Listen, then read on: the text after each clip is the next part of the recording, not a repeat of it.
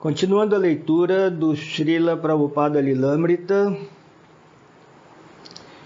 quinto volume, capítulo 2. Madras, 11 de fevereiro de 1972. Prabhupada, acompanhado de 20 discípulos, chegou a Madras e imediatamente participou de um desfile pelas ruas. O cortejo, liderado por um elefante ornamentado e uma banda em marcha, acompanhado pelo Kirtana dos devotos, apresentava Prabhupada passeando numa antiga limusine americana coberta de flores. Prabhupada estava como hóspede do Sr. Balu, um comerciante de Madras. Por 3 noites, no amplo salão apinhado com 5.000 pessoas, Prabhupada discorreu em inglês. Certa noite contou a história do Chaitanya Charitamrita, que narra sobre um brahmana analfabeto que vivia no sul da Índia e a quem o Sr. Chaitanya Mahaprabhu reconheceu por sua resoluta devoção a seu mestre espiritual e ao Bhagavad Gita. Na manhã seguinte e cada manhã subsequente, o Hindu, um dos 2 principais jornais de Madras, imprimiu o resumo completo da palestra de Prabhupada. Outro jornal principal fez uma narrativa mais geral da chegada de A.C. Bhaktivedanta Swami e do desfile com seus seguidores ocidentais. O extenso programa de 3 dias foi seguido de uma reunião mais seleta, patrocinada pelo Sr. K. Veeraswamy, o oficial de justiça de Madras. Juízes, advogados e outros cidadãos influentes da cidade compareceram ao encontro. Vários milhares de pessoas reuniram-se sob o pavilhão aberto enquanto Prabhupada falava sobre Rupa Goswami e Sanatana Goswami de Vrindavana, que abandonaram suas importantes posições governamentais para juntarem-se ao movimento de Chaitanya Mahaprabhu. Indiretamente, Prabhupada solicitava a todos os líderes de Madras ali presentes que aderissem ao movimento para a consciência de Krishna. Prabhupada estava ciente de sua audiência, embora respeitosa, estava mergulhada no impersonalismo. Uma convicção profundamente arraigada de que o Brahman impessoal era supremo e de que todos os deuses hindus eram manifestações iguais do único.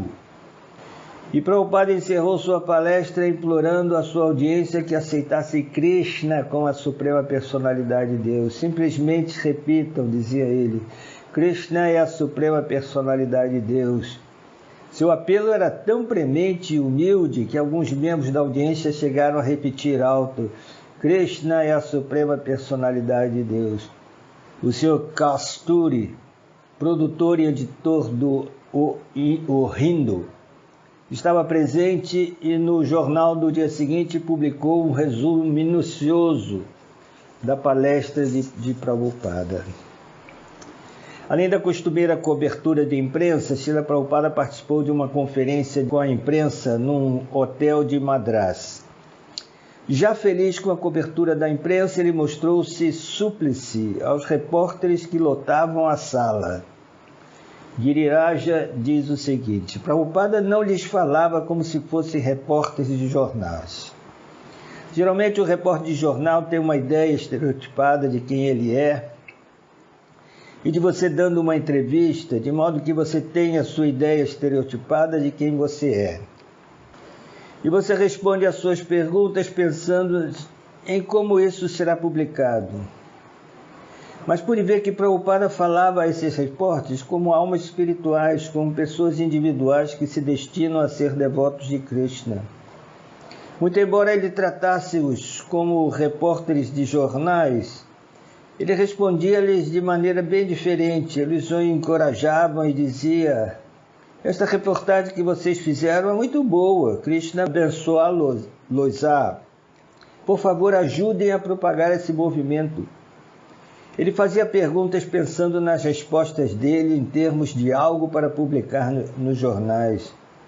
Mas Prabhupada via-os como almas espirituais encaminhando-se rumo à consciência de Krishna. E era com essa percepção que ele respondia as perguntas. Dentro de alguns dias após a chegada de Prabhupada, toda a cidade estava sentindo a presença do movimento Hare Krishna. Prabhupada dormia pouquíssimo, utilizando as horas da madrugada para traduzir.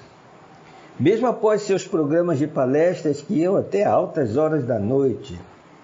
Todos os dias ele ia de lugar a lugar com muita vitalidade, superando seus jovens seguidores. O Sr. Balu, anfitrião de Prabhupada, embora fosse um destacado comerciante, também era renomado como homem religioso.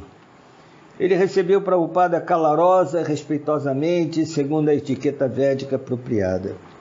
Prabhupada observou que o Sr. Balu tinha seu próprio templo com belas deidades de Radha Krishna e uma grande planta de Tulasi. Quando os devotos que acompanhavam Srila Prabhupada perguntaram ao Sr. Balu por que as deidades frequentemente trajavam-se de negro, este respondeu que elas eram tão refulgentes que se ele não as vestisse de preto, não seria capaz de contemplá-las. Ele dizia que não prestava reverências prostradas às suas deidades porque ele e sua esposa eram o pai e a mãe de Krishna. E como pode o pai prestar reverência a seu filho? Prabhupada e seu anfitrião relacionavam-se entre si de maneira cortês, mas certa noite o Sr. Balu e sua esposa vieram ter com Srila Prabhupada e pediram-lhe que, por favor, falasse sobre a Rasa Lila de Radha e Krishna. Prabhupada replicou que a Rasa Lila, sendo um tópico espiritual mais elevado, destinava-se apenas às almas liberadas.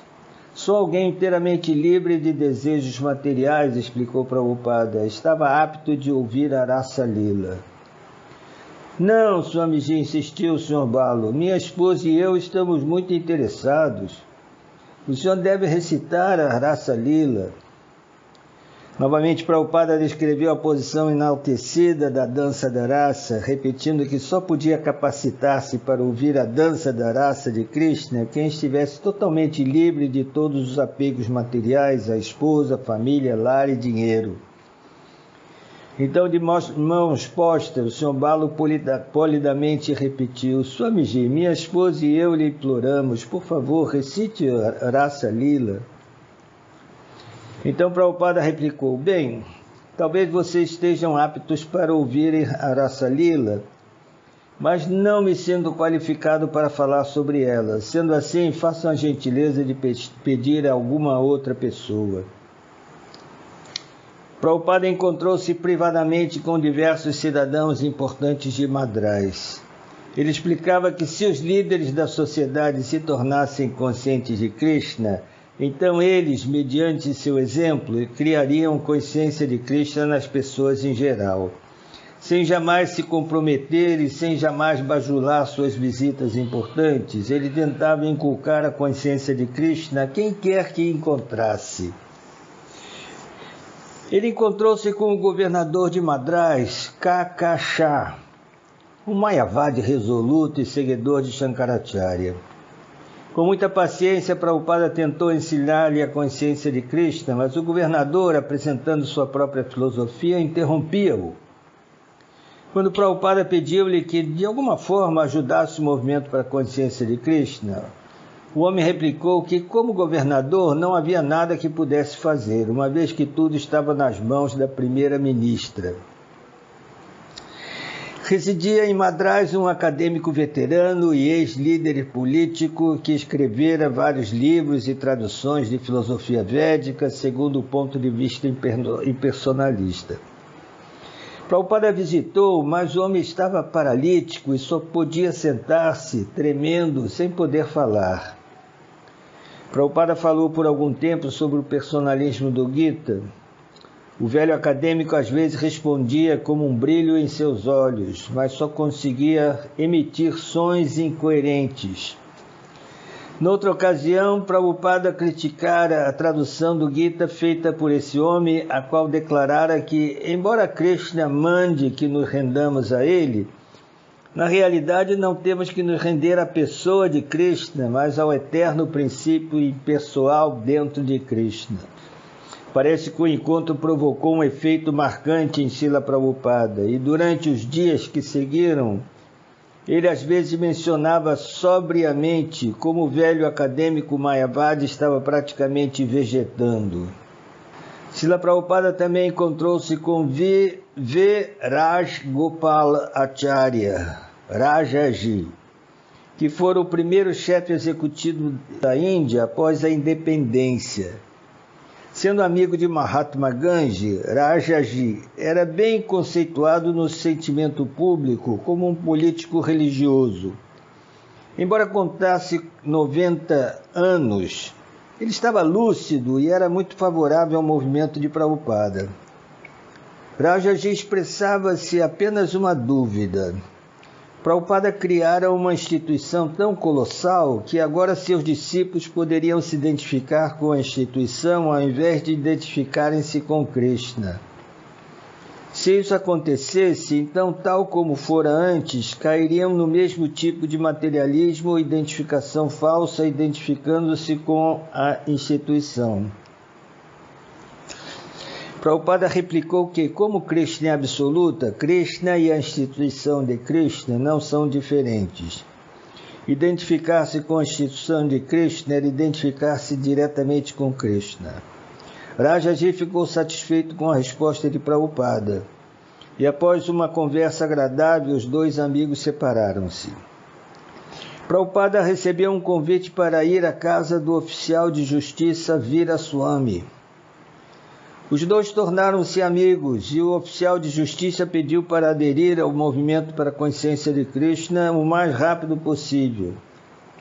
Ele gostou dos seguidores de Prabhupada, especialmente de Sarasvati, que tinha 3 anos de idade, e deu-lhe uma murti de prata, medindo 15 centímetros de altura, de Krishna tocando a flauta.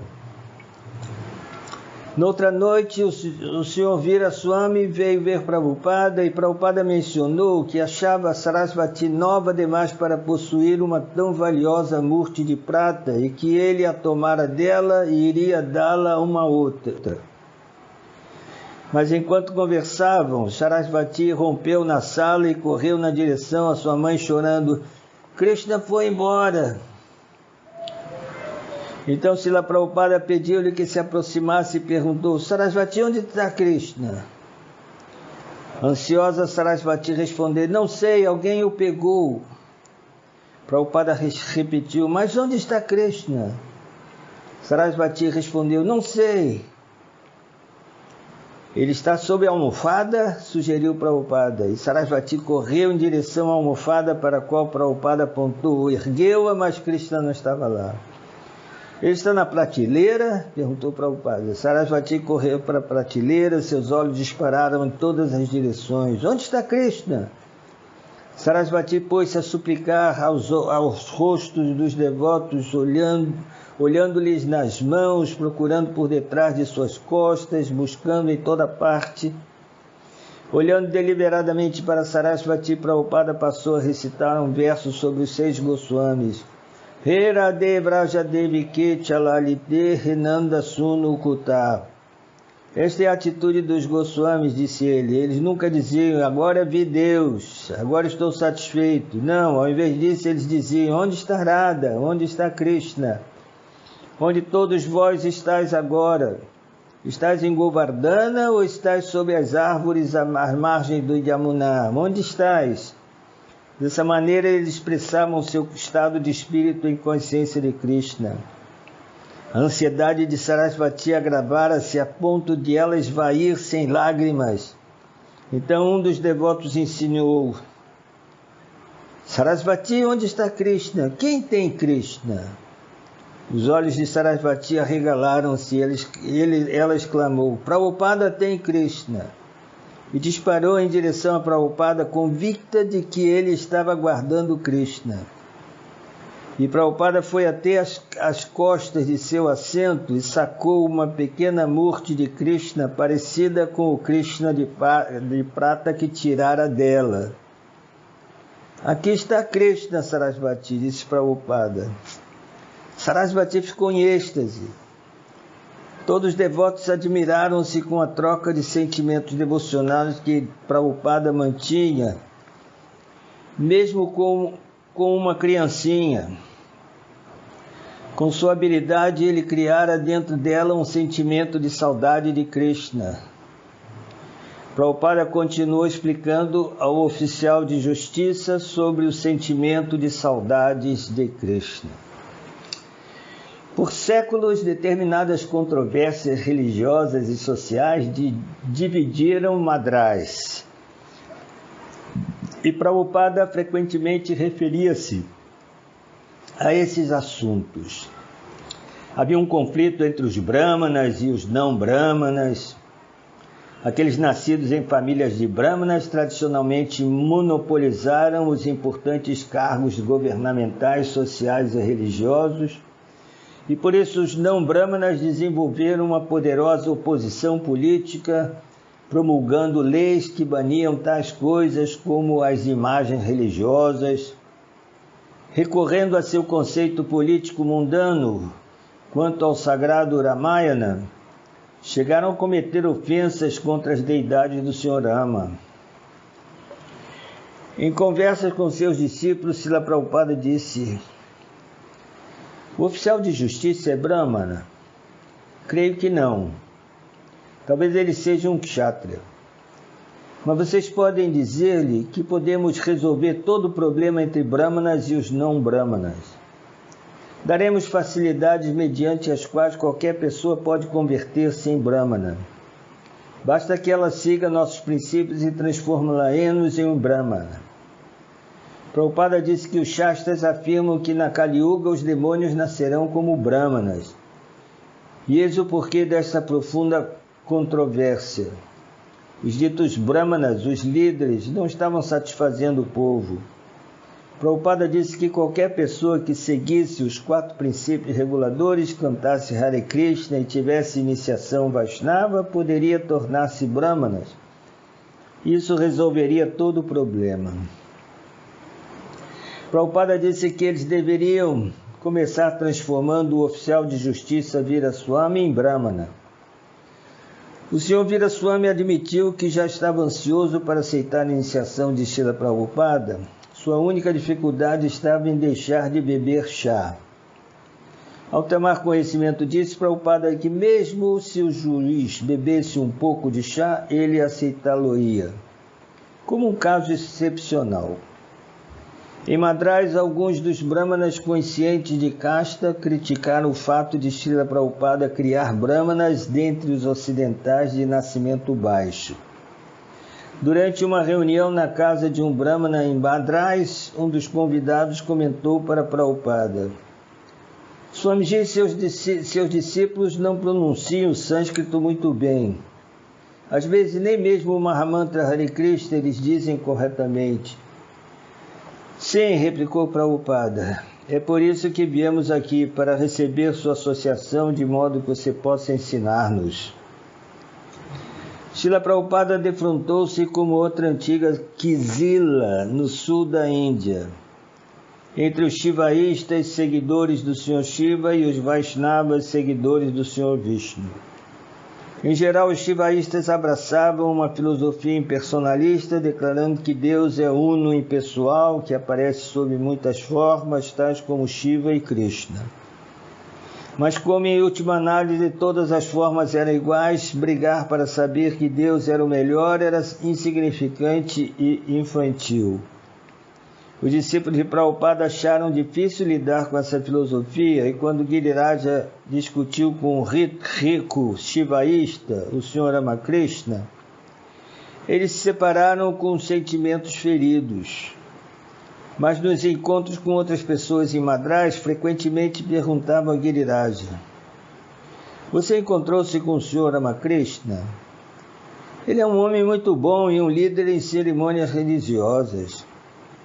Giriraja ficou embaraçado e decidiu fazer outra tentativa de conquistar a amizade do Sr. Ramakrishna. Eles conversaram novamente, mas permaneceram insatisfeitos. Giriraja informou então a Prabhupada e perguntou se ele próprio encontrar-se-ia com o Sr. Ramakrishna. Prabhupada concordou. Ao encontrarem-se com o Sr. Ramakrishna, começou dizendo: Swamiji, Swamiji, estivemos conversando sobre a devoção ao Sr. Krishna e a devoção ao Sr. Shiva. Que diz o senhor? Quem é maior, Krishna ou Shiva? Prabhupada replicou que, na realidade, a palavra Bhakti, ou devoção, não poderia ser aplicada adequadamente à adoração ao Sr. Shiva. Disse que Bhakti era serviço sem nenhum desejo material, ao passo que Puja incluía serviço com desejo de alguma retribuição. Portanto, Bhakti podia se aplicar apenas a Krishna. Mas não é possível, perguntou a Sra. Ramakrishna, que alguém seja um Bhakta do Sr. Shiva e adore o Sr. Shiva por mera devoção, sem desejar nenhum benefício material? Pode ser que sim, replicou Prabhupada, mas de um modo geral não. Assim como ao se ver uma pessoa entrar num bar, em geral presume-se que ela está indo beber, embora possa haver alguma exceção. Prabhupada deu o exemplo da adoração que as gopis fizeram à deusa Katyayani. Essa adoração não fora para benefício material, mas por devoção a Krishna. De modo semelhante, se alguém adorasse o Sr. Shiva com o intuito de servir ao Sr. Krishna, isso seria Bhakti. Mas geralmente, ao se aproximarem de Shiva, as pessoas buscam um benefício material. Embora o Sr. Ramakrishna habitualmente se inclinasse a discutir esses pontos, a resposta de Prabhupada o satisfez. A controvérsia mais aguda que Srila Prabhupada teve em Madras não foi com os Smarta Brahmanas, nem com os Mayavadis, tampouco com os Shivaístas, sendo que com alguns de seus próprios irmãos espirituais. Embora alguns deles reconhecessem a pregação incomparável que Srila Prabhupada fez no Ocidente em prol de Srila Bhaktisiddhanta Saraswati, o mestre espiritual deles, outros ficaram com inveja. Um irmão espiritual invejoso escreveu a Srila Prabhupada em Madras: Reverendo Swamiji, ouvi seu discurso sobre Bhakti no Rajeshwari Kalayana Mandapam, no dia 12 do corrente. Estou cheio de dúvidas sobre o seguinte: seus discípulos dançam com o Mahamantra Hare Krishna. Será que, na verdade, tal como o Sr. Chaitanya, sentem a embriaguez do amor a Deus? Será que o Sr. Swamiji realmente livrou-se de seu ego? Se é assim, por que o Senhor disse, eu desafio? E por que as palavras como eu e meu sempre estão em seus lábios? Por que, ao contrário de um verdadeiro yogi, o Senhor utiliza uma almofada? Será que o Sr. Chaitanya utilizava almofadas? Por que o Senhor usa anel e tem um pulso, um relógio de ouro? Não está o Senhor livre de apego material? O Senhor visitou o templo do Sr. Chaitanya Krishna na Gaudiya Mat? Se não, por que não?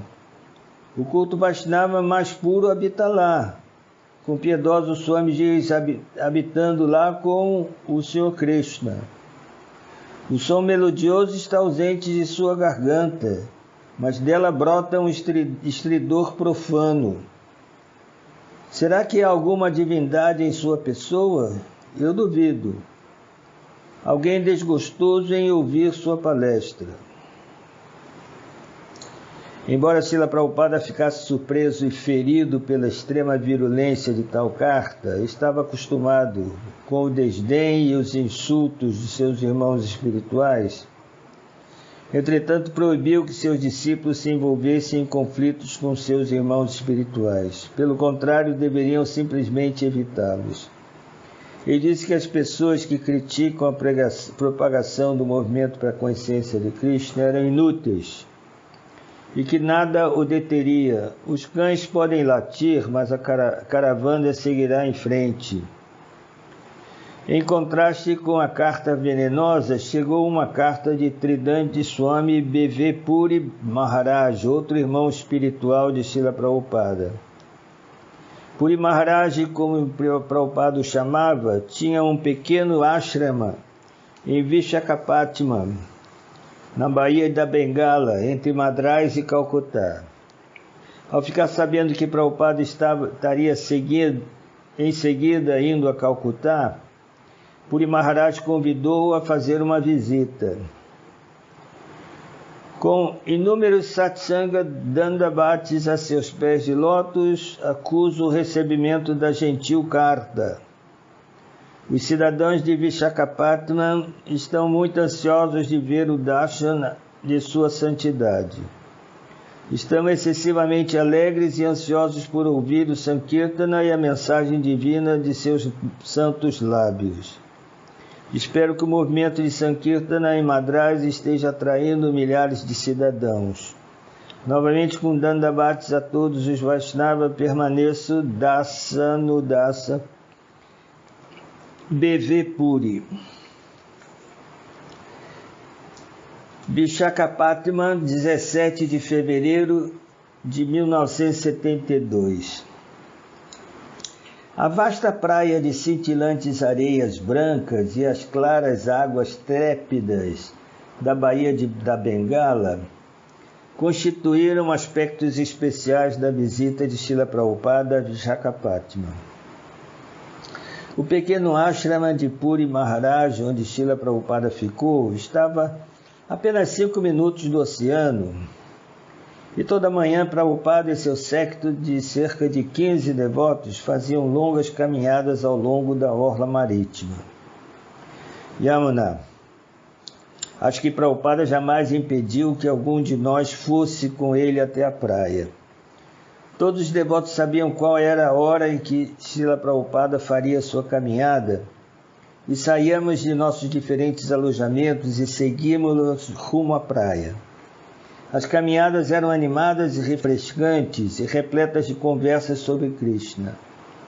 Todos dávamos um jeito de ouvir Srila Prabhupada falando.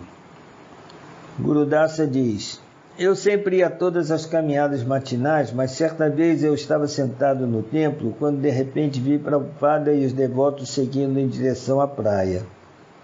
Imediatamente saí correndo do templo para juntar-me a eles, sem sequer fazer uma pausa para pegar meus sapatos. Mas havia crustáceos e pedras no caminho que ia dar na praia. Ao me ver chegando, erguendo meus pés bem alto, penosamente cambaleando pelo caminho acidentado, Prabhupada olhou em minha direção e disse: seus pés estão machucados, por que você não está de sapatos? E eu disse, Prabhupada, quando estou com o Senhor, não sinto dor nenhuma. Prabhupada parou e disse: então por que não corta a sua garganta? Todos riram e eu ri também. Ele disse: já há suficiente tapácia, por que inventar a sua própria? Guru Kripa. Prabhupada não se cansava de conversar sobre filosofia. Havia muitas coisas que eu não podia entender. De qualquer forma, eu simplesmente ouvia, embora não pudesse lembrar-me de nada. Eu ouvia sem parar, mas ainda não registrava. Na praia, eu costumava caminhar logo atrás dele e imaginava que, se ainda não posso seguir seus ensinamentos nem seu exemplo, pelo menos deixe-me pisar em suas pegadas na areia. Vishaka diz o seguinte: às vezes um cão tentava seguir-nos ou latia para nós, todos ficávamos surpresos de ver como Prabhupada sacudia sua bengala e afugentava o cão. Certa vez, ao passarmos por uma vaca na estrada, Prabhupada deu-lhe amplo espaço para passar e contou-nos a história de como uma vaca o chifrou pouco após ele aceitar sannyasa. Tejas. Certa vez, numa caminhada matinal, Prabhupada falava sobre o cão. Fez referência a um sloka de Chanakya Pandita sobre as 5 qualidades boas de um cão. De que é muito fiel e satisfeito com qualquer coisa, E logo Prabhupada disse que deveríamos ser cães de Krishna. Ele também estava falando acerca do fato de que nossos pujaris jamais deveriam ser pagos. O preceptor e o pujari jamais devem receber salários. Eles devem trabalhar com devoção pura. O kshatriya também. Disse que este era o erro do governo de hoje em dia, que os kshatriyas são pagos. Ele discutiu muitas coisas, uma após outra. Nanda Kumara disse: Srila Prabhupada falava para irmos tomar banho de mar. Vamos para a praia, dizia ele. Então, certo dia, perguntei-lhe: Srila Prabhupada, sempre que vou à praia, o sol aquece meu corpo, sinto que a água é tão gostosa, a areia, tudo lembra uma situação material tão confortável. Como devo entender sua razão para pedirmos para irmos à praia? Sei que o mestre espiritual jamais dá ao discípulo algo que lhe cause apego material, mas sempre lhe dá tudo o que ele necessita para lembrar-se de Krishna. Mas quando vou à praia, parece que simplesmente desfruto de meus sentidos. Como posso relacionar isso com Krishna? Como posso entender essa instrução, que essa instrução é para meu benefício espiritual? Srila Prabhupada disse: o sol está lá, Krishna é a luz do sol. O oceano está lá, Krishna é o sabor da água. Você está rodeado por Krishna. Como pode se esquecer de Krishna? Ele está em toda a tua volta. E Panchajanya disse: era um devoto novo e perguntei a Prabhupada: e quanto ao nadar, Srila Prabhupada, será que isso não é Maya? Prabhupada disse: o Senhor Chaitanya costumava nadar o tempo todo. Ele costumava jogar bola. Logo você pode ir nadar, simplesmente fica atento para se lembrar de Krishna. O ashrama de Puri Maharaj era um sobrado simples, com cerca de 8 cômodos. Quando ele ofereceu a Prabhupada um quarto ao lado do seu, Prabhupada ficou satisfeito, aceitando isso como uma expressão de amizade. Prabhupada sentiu-se à vontade com seus irmãos espirituais, Puri Maharaj e Ananda Brahmachari, conversando com eles em Bengali. Puri Maharaj disse que apreciava o trabalho de Prabhupada e seus discípulos ocidentais. Os discípulos de Prabhupada já haviam presenciado trocas formais de reverência entre Prabhupada e seus irmãos espirituais, como em Bombaim, quando viram Prabhupada sair de sua Vyasasana e oferecer dandavatis a seus irmãos espirituais. Mas em Visakhapatnam, presenciaram convívios mais íntimos. Viram pela primeira vez Srila Prabhupada levando uma vida confortável, à vontade, nos mesmos cômodos de seus irmãos espirituais. E não se sentiam tratados de maneira condescendente ou superficial, tampouco se sentiram considerados meras curiosidades. Por meio da orientação de Prabhupada, começaram a aprender mais sobre os essenciais intercâmbios amigáveis e humildes entre Vaishnavas. O irmão espiritual de Prabhupada, Nanda, estava ávido para cozinhar e então servir não somente a Srila Prabhupada, mas a todos os discípulos destes. Ananda era idoso, e ainda assim aceitou a posição de sempre oferecer serviço subalterno. Embora falasse muito pouco inglês, os discípulos de Prabhupada puderam perceber a afeição mútua entre Ananda e Srila Prabhupada.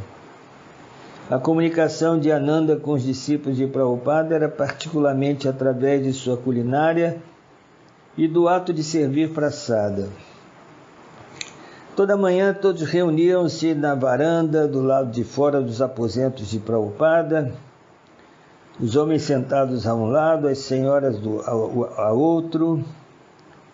Ao longo da passagem central, Ananda caminhava energicamente, distribuindo prasada, enquanto numa das extremidades, Prabhupada sentava-se numa cadeira de madeira, dedilhando suas contas de japa e observando os devotos tomar prasada.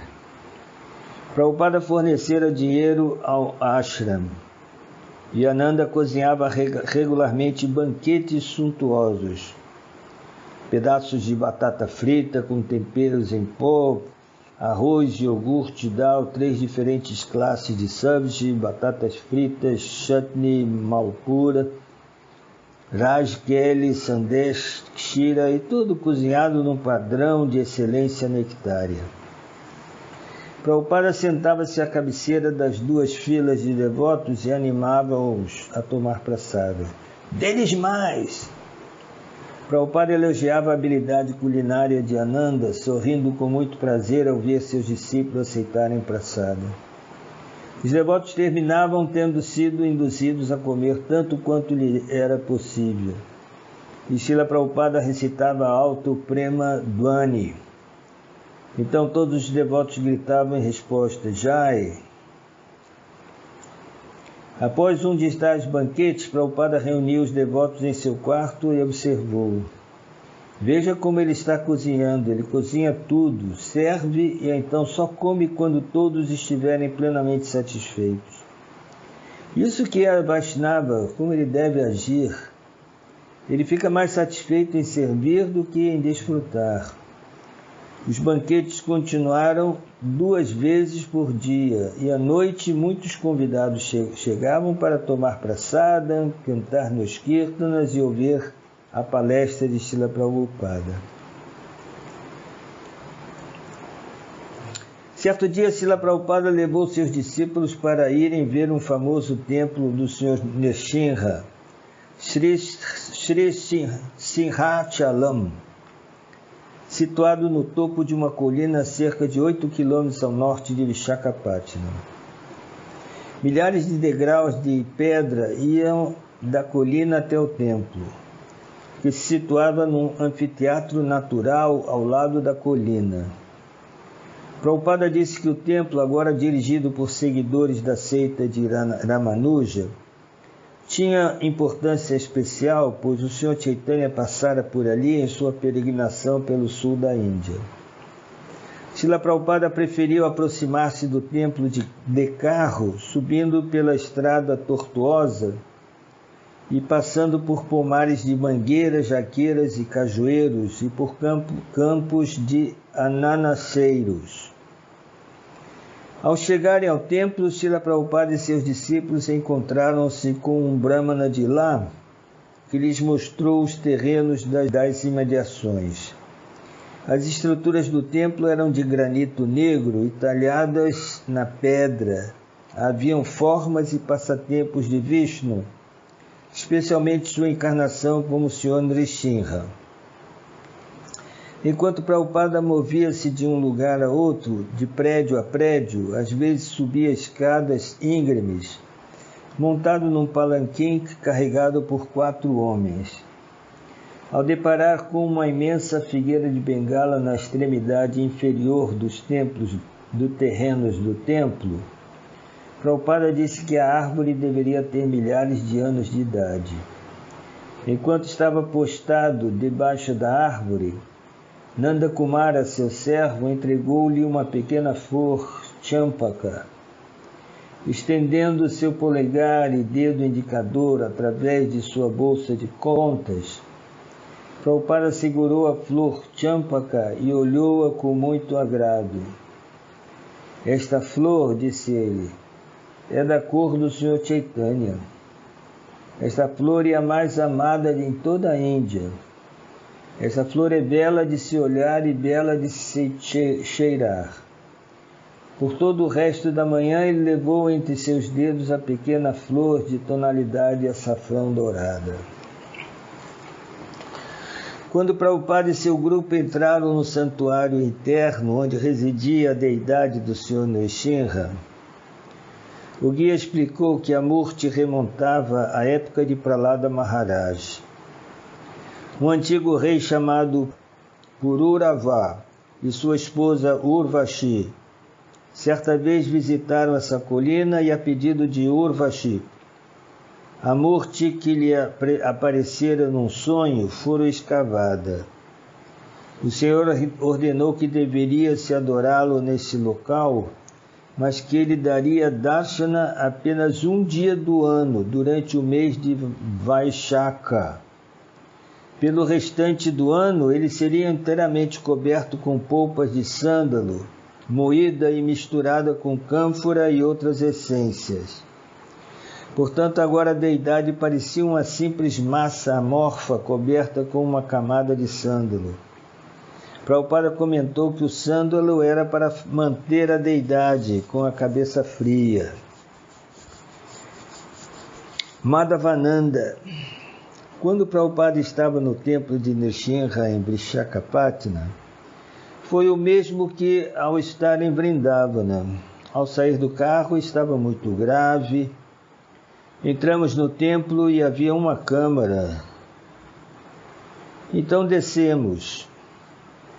As paredes tinham mais de 1 metro de espessura e pareciam haver centenas de metros de túneis até chegarmos ao santuário recôndito.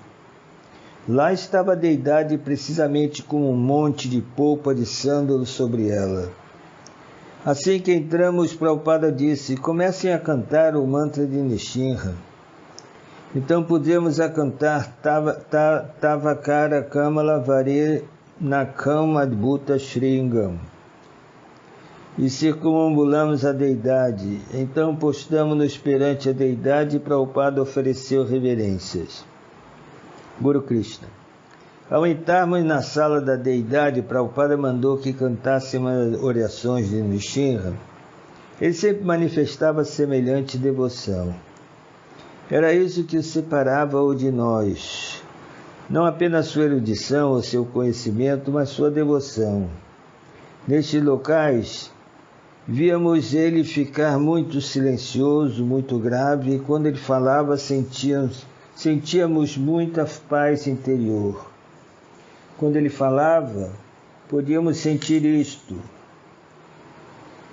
Ele vivia nos convencendo sobre a consciência de Krishna. Não de propósito, mas ele simplesmente fazia de maneira natural. Nesses locais, isso manifestava-se. Quando juntamente conosco Prabhupada prostou-se defronte da deidade, não podíamos sequer ver. Havia um monte de sândalo, havia um brahmana com grandes lóbulos de orelha e usava brinco. Oferecemos algum dinheiro, mas era um momento muito devocional. Prabhupada não falou muito. E a principal razão foi que esses lugares são apreciados segundo o avanço espiritual de cada um. Os pormenores e os fatos e a história não são na realidade tão importantes. Com efeito, não há nada que se possa dizer. Prabhupada ficava atento para que tivéssemos o devido respeito e não cometêssemos nenhuma ofensa. Prabhupada dava palestras à noite, às vezes falando em escolas e clubes sociais em Vishakhapatnam. Durante o programa no auditório Ramakrishna, onde compareceram mais de 1000 pessoas, a dança de Srila Prabhupada induziu toda a audiência a dançar. Os devotos dançaram formando um círculo ao redor de Srila Prabhupada e o Kirtana durou 1 hora. No outro programa, um barbudo antropólogo americano veio de motocicleta para participar da palestra e do Kirtana de Prabhupada. Em seguida, o antropólogo informou a Srila Prabhupada que viera à Índia para estudar as tribos primitivas. Prabhupada disse-lhe que isso era uma simples perda de tempo. Por que você deseja estudar o povo primitivo? Perguntou ele. Por que não estuda as pessoas elevadas? E Prabhupada narrou uma história. Certa vez um homem pobre assou uma espiga de milho, então pôs-se a catar os grãos de um por um e a comê-los. Dessa maneira ele levou muitas horas para terminar. Quando fez isso, disse Prabhupada. Ele fez isso, disse Prabhupada, porque não tinha nada mais para fazer, só para ver as horas do dia passar. Da mesma maneira, o estudo de antropologia era uma simples perda de tempo. Prabhupada perguntou, por que você não estuda alguma pessoa ou grupo de pessoas de quem possa aprender algo? Durante o dia, Prabhupada sentava-se do lado de fora de seus aposentos e gozava da atmosfera. Ele não usava camisa e seu corpo saudável tinha um brilho dourado, enquanto ele sentava-se bebendo caldo de cana há pouco moída. Isso é igualzinho a Vaikunta, dizia ele. Sempre há uma brisa fresca e agradável. Ele frequentemente perambulava cantando, conversando sobre Krishna, ouvindo o Kirtana dos devotos e observando as atividades do templo. Repetidamente, Prabhupada convidava Puri Maharaj para vir pregar no Ocidente. Ele pediu-lhe que pelo menos fosse a Mayapur para a reunião internacional dos devotos de ISKCON. Prabhupada sentia que Puri Maharaj, ao ver todos os discípulos ocidentais, poderia ficar motivados a juntar-se a ele e a pregar. Puri Maharaj concordou em acompanhar Prabhupada até Calcutá e Mayapur. E a agradável semana em Visakhapatnam chegou ao fim com Prabhupada e seus discípulos e Puri Maharaj na expectativa de viajarem juntos para Calcutá. Guru Kripa diz o seguinte, embora chegássemos cedo na estação ferroviária, o trem já estava na plataforma. Estava muito quente e 5 ou 6 de nós fazíamos Kirtana. Então Shyamasundara subiu num coqueiro e conseguiu aquele coco fantástico. Ele o abriu e deu a Prabhupada, que pôs-se a beber bastante. Em seguida, Prabhupada deu a Shyamasundara e Shyamasundara bebeu. Então Prabhupada disse, dê aos membros do Kirtana. Cada homem de grupo de Kirtana estava com tanta sede que nem sequer pensava em deixar alguma coisa para o próprio companheiro, mas o coco simplesmente era passado na roda. E a coisa não esvaziava. E eu virei e a água saía, derramando em minha camisa, e eu não parava de beber. Mas mesmo assim ele não esvaziava. Estávamos espantados. Prabhupada estava sorrindo e nós estávamos cantando. Todos nós ficamos refrescados e satisfeitos. Shyamasundara diz o seguinte. Prabhupada e eu ficamos num vagão de primeira classe, um compartimento privado para 2 pessoas. E o trem matraqueava na calorenta noite indiana em algum lugar entre Visakhapatnam e Calcutá. Prabhupada estava conversando e brincando e tocando fitas, até que por volta das 10h30 foi deitar-se para descansar. Logo apaguei as luzes. Por volta da meia-noite, Prabhupada sentou-se impertigado e chamou meu nome. Shyamasundara, tome nota, disse ele. Então seguiu-se um encadeamento de pensamentos tão lúcidos e coerentes que eu só podia concluir que enquanto pensávamos que Srila Prabhupada estava dormindo, geralmente ele não estava dormindo, mas pensando, refletindo-se em como servir Krishna cada vez mais. E aqui terminamos o capítulo 2. Jai, Srila Prabhupada Ki Jai.